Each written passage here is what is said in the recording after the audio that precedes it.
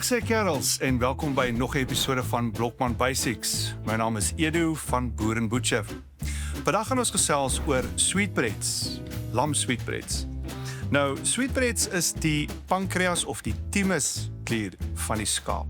Nou, ons as kommersiële slagters kry dit baie moeilik, min in die hande. Hierdie was 'n vergunning van een van ons plaaslike slagters gewees. Nou, sweetbreads is baie gewild in Griekeland, Duitsland, Frankryk, die Midde-Ooste. Ek dink selfs in Iran is dit 'n straatkos. Dis baie ryk, dit is 'n voorgereg, nie 'n hoofgereg nie. Hoog in Vitamiene B, maar ook hoog in vet. So hier het ons dan nou die sweetbreads.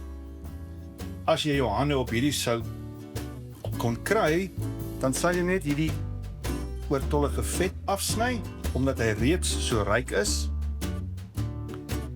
En hierdie is 'n baie vinnige gaarmaakproses.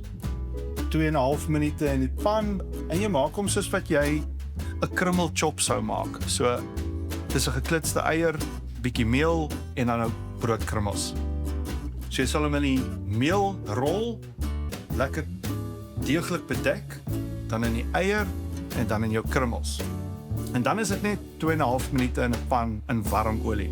Sout en peper natuurlik. Jy kan ook gaan en jou sweetbreads vooraf infuse of inlê as jy ander krye smake wil inkry daarso. Wat lekker werk natuurlik is roosmaryn, peper, bay leaves. Jy kan selfs jou roosmaryn in die pan in die olie gooi. Goed, die tekstuur van die sweetbreads is baie soortgelyk soos die van 'n skaap se brein. Die van julle wat afval eet. Jy sal verseker sweetbreads in van die toprestaurante in die land kry. As jy hom by jou plaaslike slagter in die hande kry en jy maak hom self gaar, onthou asseblief mooi, hou daai krummels bros. Tot 'n volgende keer.